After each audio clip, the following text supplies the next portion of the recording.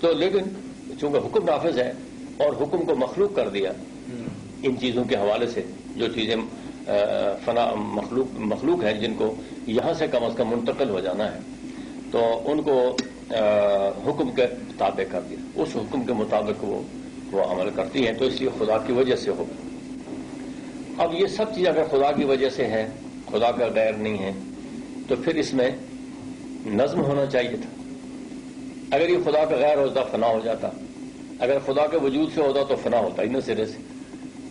تو پھر اس کو ڈسپلن نبیوں کے ذریعے، انبیاء علیہ السلام کے ذریعے کیا، اس تجلی اعظم نے جو مدبر السماوات والارض ہے، اس نے ایک سسٹم مقرر کر دیا۔ مثلا ایک چیز کی عمر نے مقرر کر دی 100 سال فرض کر، تو وہ اپنے 100 سال میں پوری سائنس کے ساتھ آہستہ آہستہ آہستہ آہستہ 100 سال میں اینڈ کی طرف جاتا رہے گا۔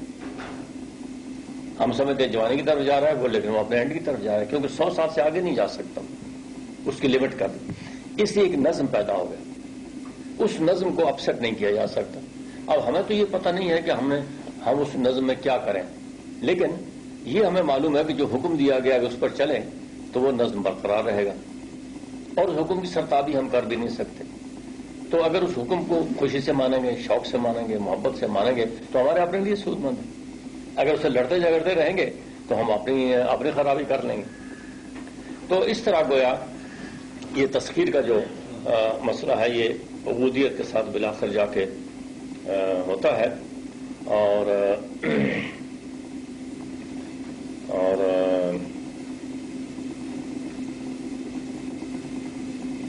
تقریباً یہ اس موضوع پر جو مجھے خیال میں آئی بات اختصار کے ساتھ، اگرچہ یہ موضوع اتنا وسیع ہے کہ اس کو کہیں اس میں سردار صاحب ایک چیز آتی ہے مشاہدے میں، پڑھنے لکھنے کے حد تک، اور بھلے سے یہ جہالت کی بات ہو لیکن ہم ایٹ دس یعنی سائڈ آف دی پول، مجھے تو بہرحال وہ بات کہنی چاہیے اور کرنی چاہیے۔ ایک بات میں اور کہوں، جی، اس بحث سے ایک نتیجہ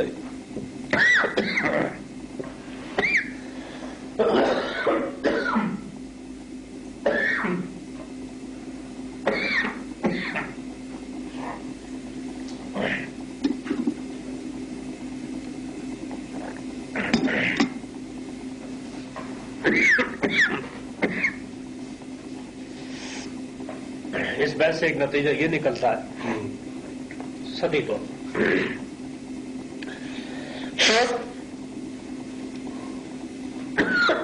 پھر ہمیں کیا پڑی ہوئی ہے، خام وقت زیادہ سر میں پڑے۔ مثلا میں یہ باتیں سمجھنے، دیکھنے، تجربہ کرنے کے بعد کے باوجود میں سیاست بھی کرتا ہوں، کار دنیا میں بھرپور حصہ بھی لیتا ہوں۔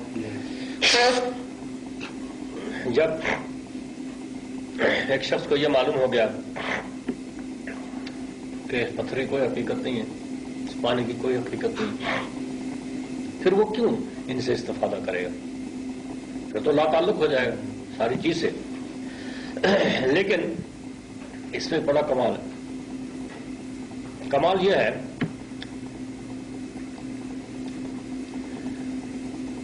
میں ایک دفعہ کچھ کلمات پڑھتا تھا،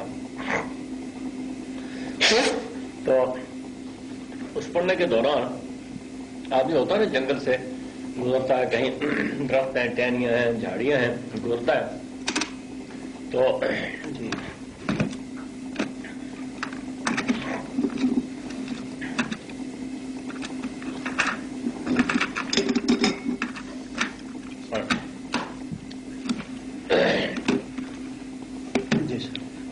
کوئی پتا توڑ لیتا ہے، کوئی ٹہنی توڑ لیتا ہے، انسان کی عادت ہے۔ اس دور میں جن دنوں میں وہ پڑھتا تھا تو میں ایک سے پتا توڑنے کے لیے ہاتھ لگاتا تو مجھے محسوس ہوتا کہ یہ تو اللہ کا ذکر کر رہا ہے۔ کہیں سبز گھاس پر چلنے لگتا تو مجھے خیال آتا بھائی اس گھاس پر چلنا، یہ تو اللہ کا ذکر کر رہی، میرے لیے چلنا پھرنا اٹھنا بیٹھنا بند ہو گیا۔ میں نے پھر چھوڑ دیا، پڑھنی چھوڑ دی۔ ہوتا کیا ہے جس سے بات مجھے سمجھ میں آئی وہ یہ ہے کہ یہ سب چیزیں جن کو ہم یعنی روحانی دنیا کے نقطہ نظر سے دیکھیں تو یہ لایانی ہیں، غیر متعلق ہیں، مگر ان میں غیر متعلق کوئی چیز نہیں، ان میں خدا تعالیٰ کا امر کار فرما ہے، اور خدا تعالیٰ کے امر میں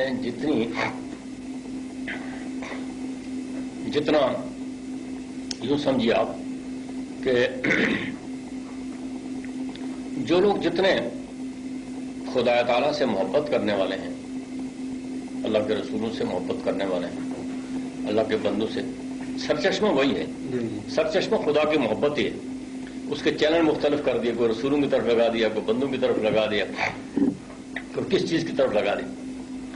تو اللہ تعالیٰ نے خود فرمایا کہ والذین آمنوا اشد حبا للہ، کہ جو ایمان والے ہیں درجہ بدرجہ وہ اللہ تعالیٰ کی محبت میں بھی اللہ تعالیٰ کے لیے، یہ مفسرین نے اس میں بہت کچھ لکھا ہے، مجھے یہ سمجھ آئی بات کہ اشد حبا باللہ نہیں کہا، کہ اللہ کے ساتھ محبت کرنے میں شدید نہیں کہا، اشد حبا للہ کہا، اللہ کے لیے محبت کرنے میں شدید ہے۔ وہ اگر باللہ کہتے تو کام بات اور ہو جاتی تھے، کام ہی خراب ہو جاتا۔ ایک جگہ کہا ہے پہلے بھی ان کو تم تحبون اللہ، کہ تم اللہ سے محبت کرتے ہو، لیکن اس حکم میں للہ کا باللہ نہیں کہا۔ تو یہ للہ اس لیے کہا کہ اس کائنات میں پیدا کرنے والا وہی ہے، اس کو پیدا کی ہوئی ہر چیز کے ساتھ محبت ہے، کیونکہ جب اس کی محبت کا رشتہ کسی چیز سے ٹوٹ جائے گا وہ فنا ہو جائے گی۔ پیدا کرنے والے کو محبت ہے، جو پیدا ہوئی ہے اس کو محبت ہے کہ نہیں ہے یہ ایک دوسرا چیپٹر ہے، لیکن ایک بات یہ ہے کہ خالق نے کوئی چیز آپس نہیں پیدا کی، ایک مقصد کے لیے پیدا کی، اور اس کے ساتھ ایک تعلق ہو گیا اللہ تعالیٰ کا۔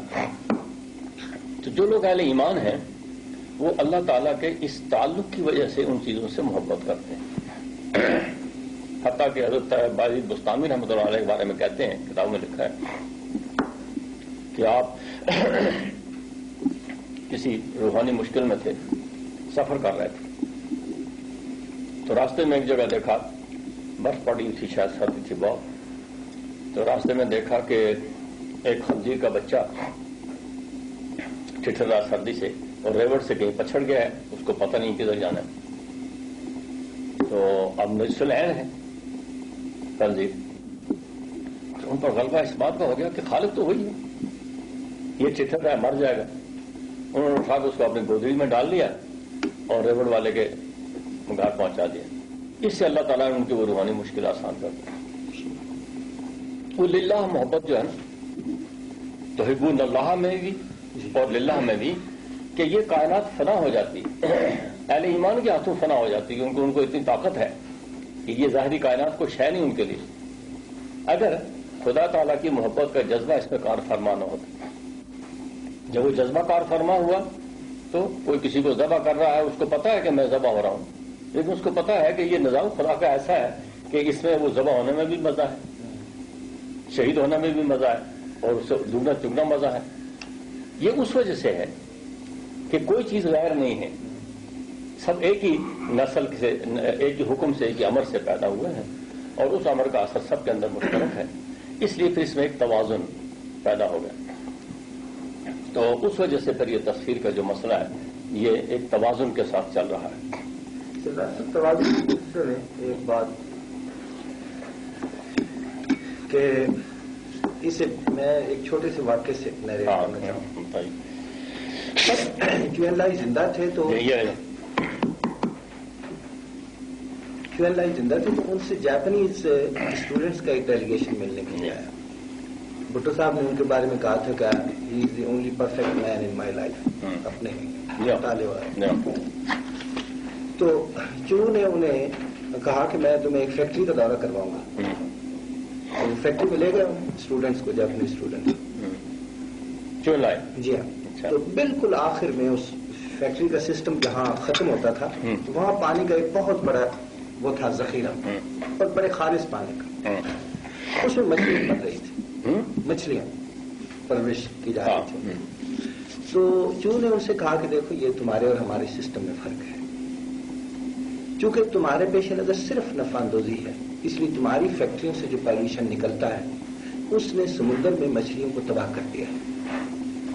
तुम्हारी सिविलाइजेशन इसी वजह से असल में एंटी ह्यूमन है। हम चूंकि नफांदोजी भी यकीन नहीं रखते, इसलिए हम अपने लिए कास्ट बढ़ा लेते हैं, लेकिन उसी पॉल्यूशन को एक तरफ करके उसमें से पानी निकाल के उसमें मछलियों की अफजाइश कर रहे हैं। तो ये तहजीबी फर्क है। अब इस वक्त खास तौर पे इंडस्ट्रियल सिविलाइजेशन जिस मरहले पे है, वहां ये है कि इसके अंदर जो नफांदोजी का और नफ्स के गलबे का जो फसाद है वो सामने आ गया। ओजोन लेयर से लेकर समुद्रों तक, जंगलात तक, हर चीज जो है पहली दफे ह्यूमन हिस्ट्री में इंसान ने न सिर्फ ये कि अपने हाथ से बनाई चीजों को तबाह करने की पोटेंशियल हासिल कर लिया है, बल्कि अल्लाह की बनाई हुई चीजों को भी तबाह करने का एक गैर इरादी है। तो इससे हम किस नतीजे पे पहुंचते हैं? इससे हम इस नतीजे पे पहुंचते हैं कि ये जो मादी तस्खीर का अमल है साइंटिस्ट के जरिए से, ये जब अल्लाह जो है इनकी गिरफ्त से बाहर होगा, इनकी डोमेन में नहीं होगा, तो वही नतीजा निकलेगा जिसकी तरफ जो लाइन ने इशारा किया, या इस वक्त हम बहुत बड़े वसी पैमाने पे देख रहे हैं कि हमको उनसे।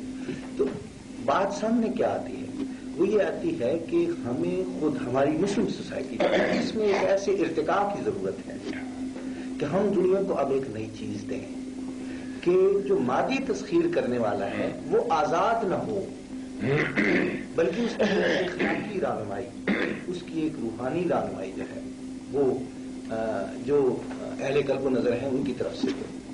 एक बात। दूसरी बात सितार साहब बात यह है कि खास तौर पे अहले कल्ब नजर क्या करें इसमें, रिड्यूस टू प्रैक्टिकल टर्म्स क्या करें अहले नजर? वो बात जिसका मैं कई दिन से जिक्र कर रहा हूँ कि मसलन ये कि अहले नजर जो है इंडस्ट्री बंद कर दें कि उसकी पोल्यूशन जो समुद्रों को खराब न करे। इसमें सिद्धार्थ साहब एक बड़ी अच्छी बात है, आप डाउन टू अर्थ आते हुए देखिए। बात यह है कि हमारे मुकाबले में जो सिविलाइजेशन है उसमें जब कोई गड़बड़ पैदा होती है, अब उनका पादरी एक्टिव हो गया है।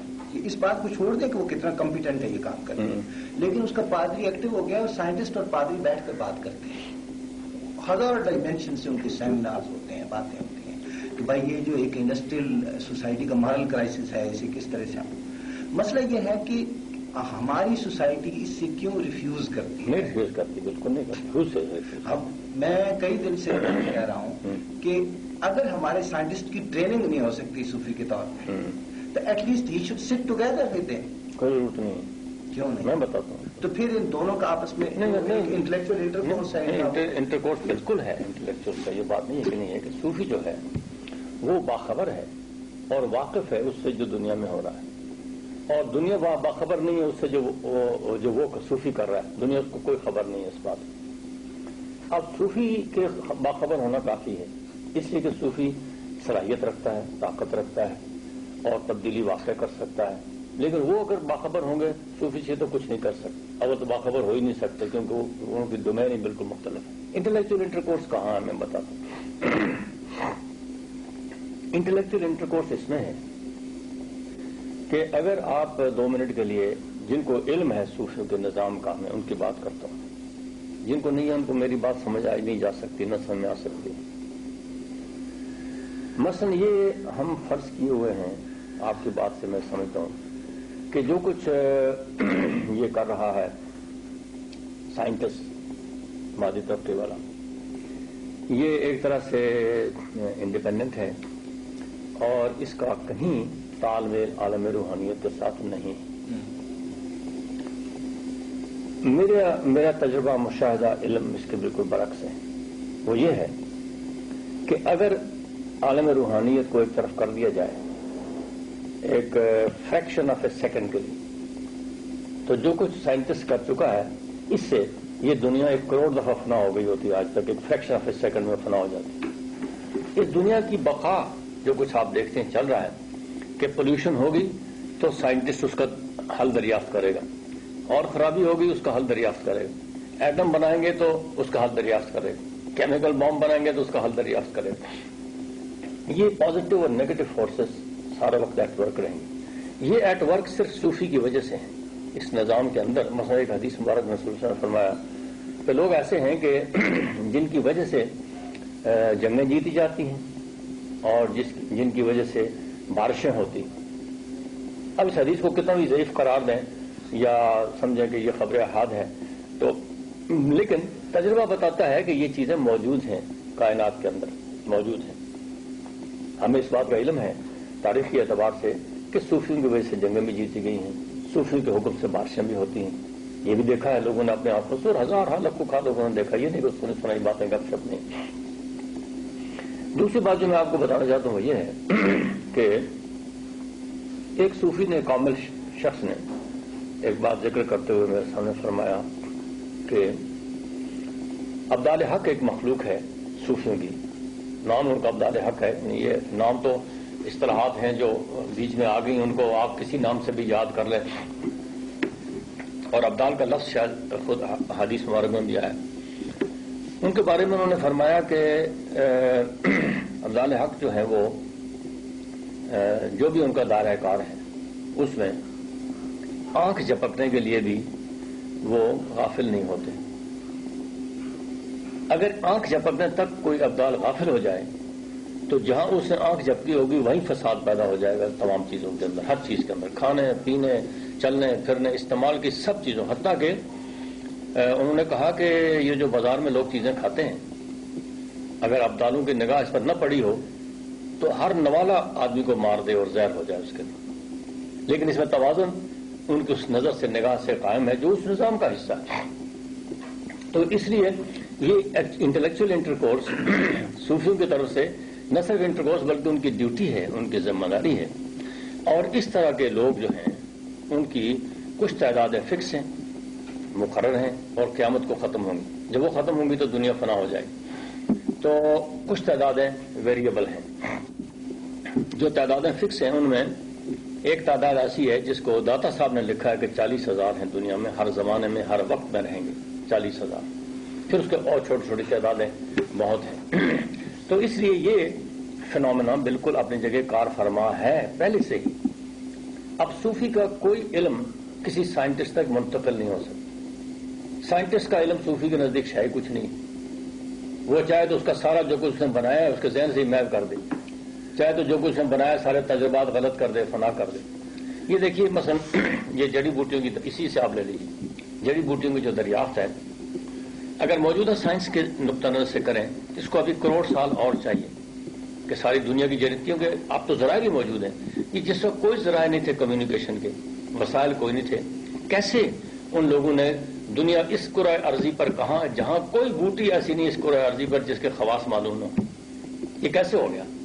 یہ وہی صوفیاء کا انٹلیکچوئل انٹرکورس تھا اس کائنات میں جس کی وجہ سے کہ یہ سبزی ان کے خواص کیسے معلوم ہو گئے. آج تو فرکشن اور ہیٹ ناپنے کے آلے موجود ہیں لیکن آج سے 200 سال 300 سال 400 سال پہلے کہاں تھے آلے فرکشن اور ہیٹ ناپنے کے, جو آج تک جو انہوں نے میجرمنٹ کی ہے اس میں آج تک کوئی ایک سوئی کی نوک اتنی ویریشن نہیں, بال برابر ویریشن نہیں ہو سکی. تو اس کا مطلب یہ ہے کہ اور پھر یہ باتیں معروف ہیں.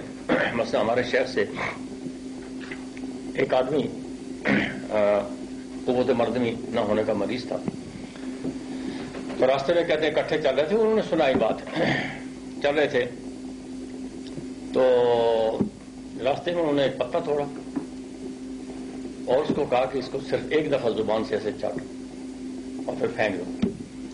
تو اس نے چاٹا تو پھر اس کے بعد اس نے شادی کی, 2 شادیاں کی, پھر اس کے بچے ہوئے. وہ کہتا ہے کہ جب مجھے ایسا لگا کہ میں بالکل جوان ہو گیا ہوں, مختلف آدمی ہوں, کہتے میں نے بہت تلاش کی جا کے اس جگہ, پھر وہ نظر نہیں ہے وہ کہاں تھا.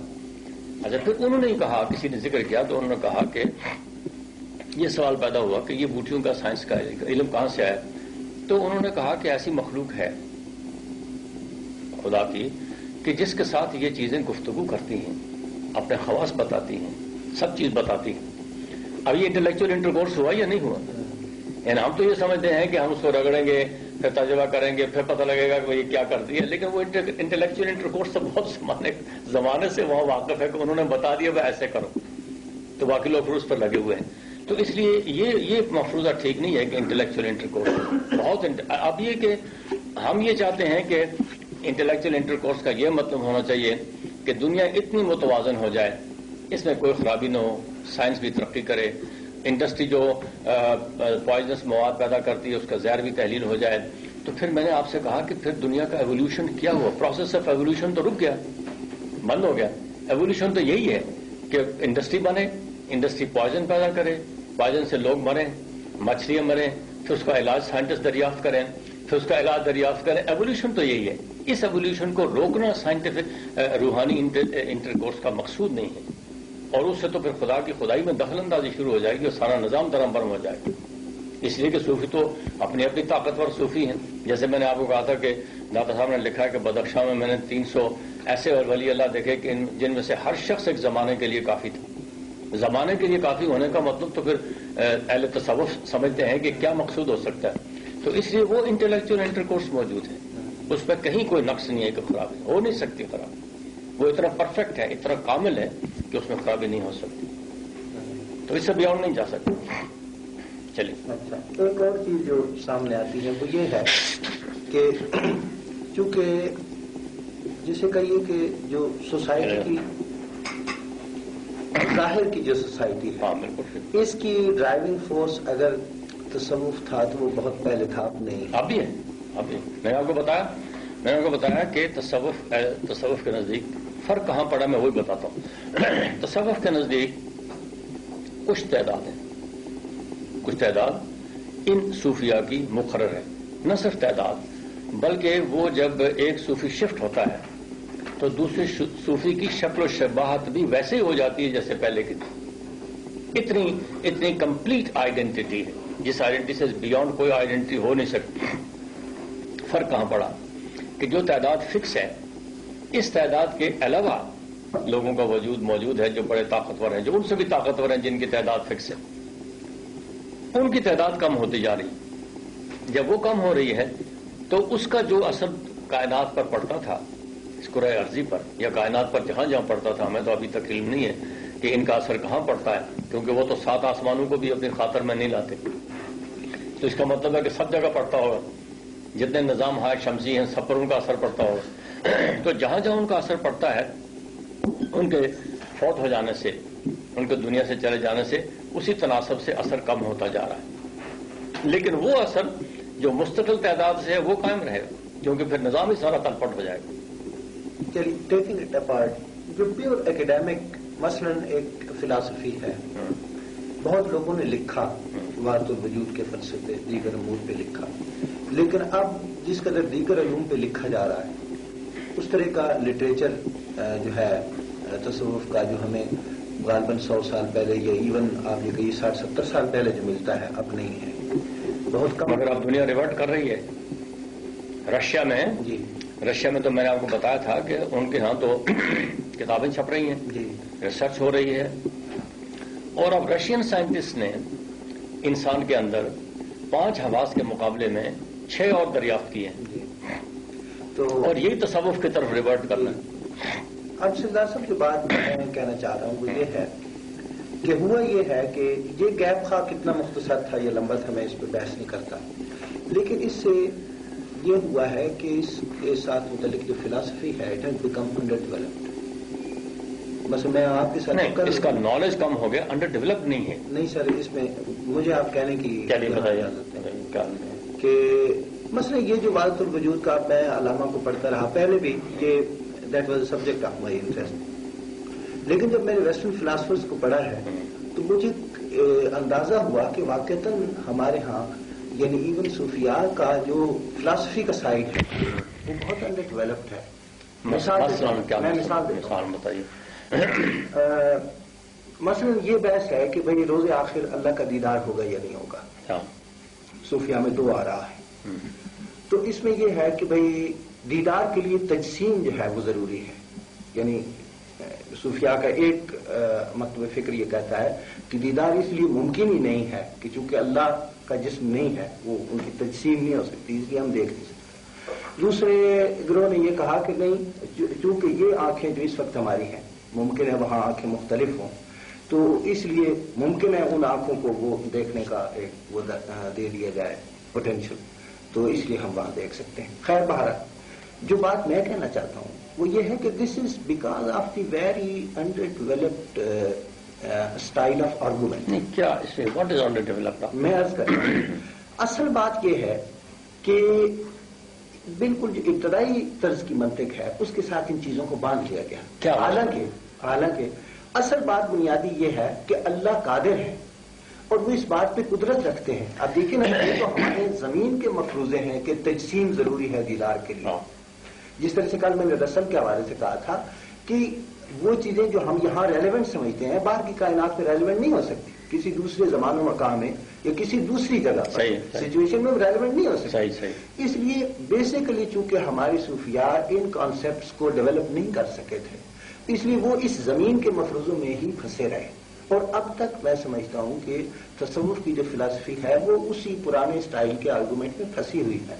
بنیادی بات نہیں کیا میں نہیں سمجھ ابھی تک میں آپ کی بات نہیں سمجھ کیا پرانے سٹائل کا آرگومنٹ کیا اور نیا کیا چیز نہیں ہونی چاہیے. میں عرض کرتا ہوں وحدت الوجود کا فلسفہ ہے یہ بھی انڈر ڈیولپڈ فلسفی کی وجہ سے. کیا ہونا میں عرض کرتا ہوں مثلا یہ کہ یہ کہنا کہ دو آرا اس میں بھی یعنی حامی اور مخالفوں کی. بعض نے کہا کہ سب کچھ اللہ ہے اللہ موجود ہے ہر چیز میں اور غیر کوئی نہیں ہے. بعض نے کہا کہ نہیں یہ حکم ہے یہ ان کا عمل ہے اس کا وجود علیحدہ ہے. جس طرح سے علامہ اس پہ زور دیتا رہا علامہ اقبال کہ یہ علیحدہ ہے. اب میں سمجھتا ہوں کہ یہ دونوں انڈر ڈیولپمنٹ کی وجہ سے میرا آرگومنٹ کیا ہے. میرا آرگومنٹ یہ ہے کہ اللہ اس بات پہ قادر ہے کہ وہ کسی چیز کو وجود بخشتے ہیں لیکن اس کے ساتھ ہی اس بات پہ قادر ہیں کہ اس چیز کا کوئی وجود نہ ہو. یہ ان کی قدرت کاملہ نہیں. وجود نہ ہونے والی بات جو ہے نا بات یہ ہے کہ وجود سے مراد یہ نہیں ہے جو ہم سمجھ رہے ہیں. وجود سے مراد اللہ تعالیٰ کا امر ہے کہ جہاں امر ہوگا وہی چیز وجود میں آ جائے گی. جہاں امر کا ایبسنس ہوگا وہ وجود میں نہیں ہوگا. تو اس لیے جہاں جہاں امر ہے وہاں وجود ہے. اور ہماری جو سوچ کی فکر کی انتہا ہے وہ امر کے اندر ہی ہے امر سے باہر نہیں. اسے جھگڑا کیا ہے؟ مجھے تو آپ کے آرگومنٹ بالکل نہیں سمجھا. اور یہ دونوں انڈر ڈیولپ نہیں ہیں. یہ فکر کی ڈیولپمنٹ کی انتہا ہیں اور جہاں ابھی انسان اور کروڑوں سال زندگی گزارنے کے بعد جہاں پہنچے گا یا پہنچنا چاہے گا یہ وہ فکر کی انتہا ہے. مثلا ایک آدمی فرض کریں آپ دیکھتے ہیں ایک آدمی آپ کے سامنے ہے اس پر ایک حالت طاری ہوتی ہے آپ تلوار سے اس کو کاٹتے ہیں تلوار ہوا کی طرح گزر جاتی ہے اس کے بیچ میں سے کیا کہیں گے اس کے وجود کو کیا ہے؟ مادی وجود ہے. کوئی فتویٰ تو آپ دیں گے. جس اثر سے اس کا یہی مادی وجود منتقل ہو جاتا ہے وہ اس اثر کو آپ جو بھی نام دیں اس کو آپ خدا کا امر نام دیں اس کو آپ اللہ کا نام دیں. کیوں نے کہا اللہ کہا کہ میں اللہ ہوں میں خدا ہوں. ایک ہمارے قریب ایک صاحب تھے تو وہ وجد کے عالم میں کہے تھے میں خدا ہوں. تو علماء نے پڑھے لکھے آدمی تو علماء نے کہا جی آپ یہ ہوش میں ہوتے ہیں تو یہ کفر کے کلمے آپ کہتے ہیں. تو انہوں نے کہا میں تو کفر کے کلمے کہتا ہوں تم بھی کافر ہوتے ہو تم نے مجھے مارا کیوں قتل کیوں نہیں کیا جب میں نے یہ بات کہی. چنانچہ انہوں نے پھر ایسے کیا جب وہ ایسی کیفیت میں آیا تو تلواریں ماری ان کی گردن پر جسم پر تلوار ہوا کی طرف بیچ میں گزرتی ہے وہ ٹھیک ہے. پھر جب وہ ہوش میں آئے تو پھر بات چلی تو انہوں نے کہا کہ بھائی تم نے مجھے مارا کیوں. انہوں نے کہا جی ہم نے یہ کیا. انہوں نے کہا پھر اس پر نہ تمہاری قدرت ہے نہ میری قدرت ہے. اب اس کو کئی لوگوں نے کہا کہ خدا کا وجود موجود ہے لیکن اس کی بھی تعویل ہے. ایک اور تیسرا مکتب فکر ہے جو یہ کہتا ہے کہ اللہ تعالیٰ کا پورا وجود کسی چیز کے اندر آ نہیں سکتا مخلوق کے اندر نہیں آ سکتی وہ خالق ہے. سیدھی بات ہے بالکل. البتہ خدا تعالیٰ کی صفات میں سے کسی صفت وہ صفت بھی کامل نہیں بلکہ اس صفت کا پرتاؤ اگر کامل پڑ جائے کسی پر پرتاؤ کامل پڑ جائے کامل صفت کا نہیں آپ کی صفت کا کوئی کامل پرتاؤ پڑ جائے کسی آدمی پر. مثلا کوئی ایسی صفت ہے جس میں زندہ رہنا ہے حی و قیوم ہے مثال کے طور پر حی ان کی صفت کا اثر پڑے گا اس کو کوئی چیز مار نہیں سکتی. وہ اللہ کے امر سے مرے گا. اور اللہ کے امر کی کیا نشانی ہے کہ رسول اللہ علیہ وسلم کا سب سے درجہ کمال ہے اس معاملے میں تمام صفات. تو پھر ہوا کیا کہ آپ نے اپنے خطبے میں فرمایا کہ خدا نے اپنے ایک بندے سے پوچھا ہے کہ بتاؤ بھائی تم رہنا چاہتے ہو ادھر کہ جانا چاہتے ہو. یہ وہ صفت ہے کہ جو حی ان کی صفت ہے، جس کے سے متصف ہے رسول اللہ علیہ وسلم، اور اگر وہ خود نہ کہتے کہ میں جانا چاہتا ہوں تو حی ان کی صفت کا تقاضا یہ تھا کہ وہ ہمیشہ ہمیشہ دنیا میں رہتے، لیکن وہ اوپر پھر اس نے اپنا نظام قائم رکھنا نا، نظام کی وجہ سے اسے، اور پھر یہ ایک حضور سے نہیں، ایسے بہت لوگ ہیں اس کائنات کے اندر اور رہیں گے قیامت تک، جن سے اللہ تعالیٰ پوچھیں گے کہ بتاؤ بھائی تم اب جانے کا ارادہ ہے کہ نہیں ہے، کیا کرنا چاہتے ہو؟ تو وہ کہیں اچھا موسیٰ علیہ السلام کا وہ واقعہ اسرائیل کا آپ کو پتا ہے، اسی حی ان کی صفت کا نتیجہ ہے کہ اسرائیل بھی کچھ نہیں کر سکتے تھے، لیکن ادھر سے حکم آیا تو بس چل پڑے۔ تو اس لیے یہ بات نہیں ہے کہ یہ انڈر ڈیولپڈ ہے، اس کی ڈیولپمنٹ کی تو کوئی انتہا نہیں ہے، اور اس انتہا تک انسانی عقل قیامت تک رسائی نہیں حاصل کرے گی۔ یہ انڈر ڈیولپڈ بالکل نہیں ہے، کیونکہ جن لوگوں کو اللہ تعالیٰ نے یہ صفت دی ہے، اللہ تعالیٰ نے ان کو کامل صفت سے نوازا ہے۔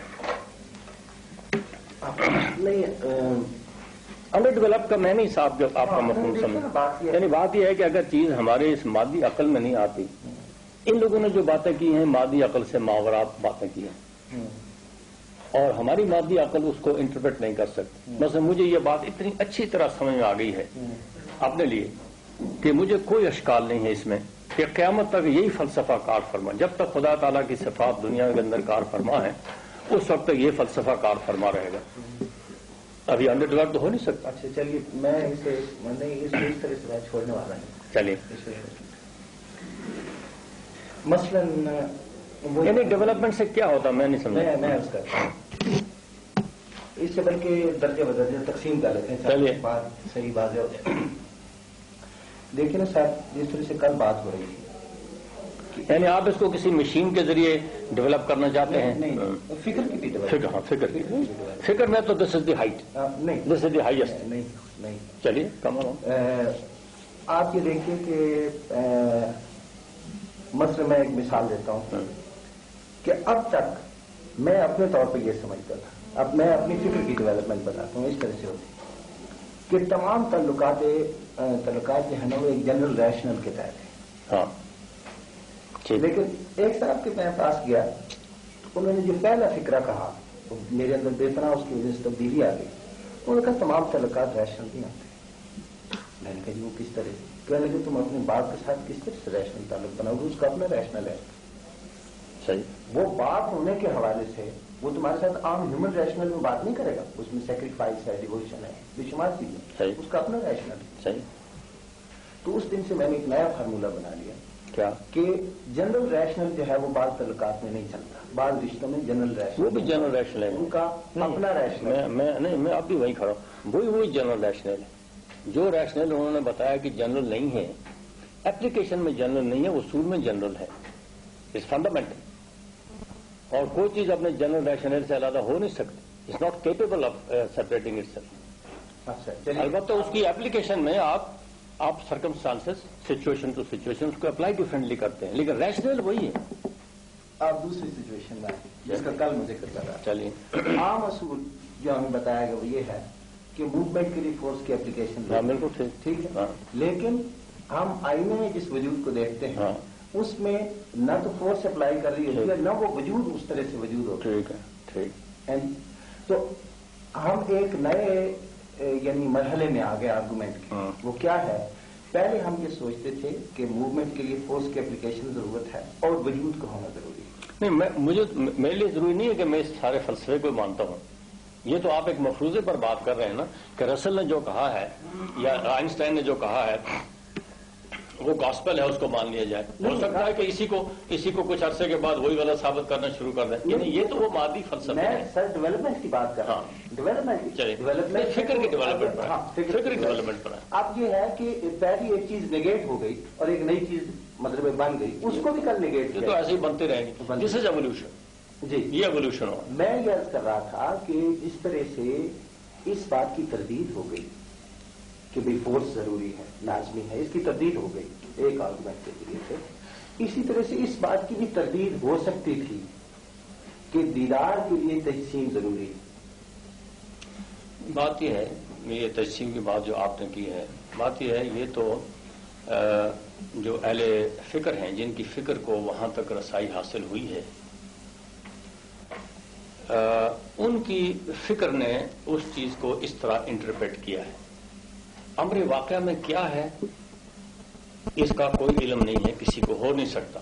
البتہ جس حد تک ان کے فکر کی رسائی تھی، اور یہ ہائیسٹ مقام ہے جس تک ان کی رسائی تھی، کہ ایک نے کہا کہ تجسیم ضروری ہے، اور عین ممکن ہے کہ ان میں سے کچھ لوگوں نے اللہ تعالیٰ کو جسم کی کیفیت میں دیکھا ہو. کوئی ناممکن بات نہیں ہے.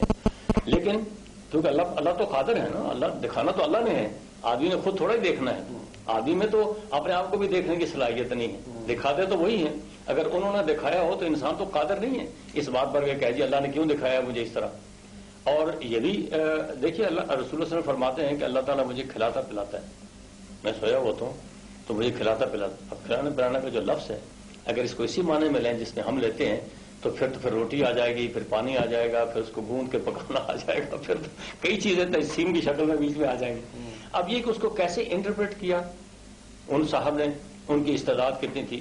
اور سمجھیے آپ ایک بات سے ذرا واضح ہو جائے گی کہ حضرت باعزید بستامی کا ایک مریض اپنے اس کا بستامی کے مریض کا مریض وہ اللہ اللہ کرتا رہا اور اس میں کچھ کمالات پیدا ہو گئے. تو انہوں نے ان کو احساس ہوا اس کے شیخ کو کہ یہ شاید کہیں کسی زوم میں غلطی میں مبتلا ہو گیا ہے. تو اس کو کہتے تھے کہ چلو بھائی چلیں باعزید کے پاس چلیں، اپنے دادا پیر کے پاس لے جائیں. تو اس نے کئی دفعہ کہا کہ باعزید کے پاس جا کے کیا کرنا ہے، میں تو اس کے خدا کو روز دیکھتا ہوں. تو وہ اب بات لمبی ہے، یعنی اس کے پیچھے کیا بات تھی اس میں ہوا یہ کہ وہ اس کو کسی طرح گھیر گھار گئے. کہنے چلو یار کیا حرج ہے، دیکھتے ہو تو بہت اچھی بات ہے، چلو باعزید کے پاس چلتے ہیں، ہمارے پیر ہیں. تو لے گیا باعزید کہیں پانی کا مشکیزہ لے کر تو آ رہے تھے تو آمنے سامنے ہو گئے.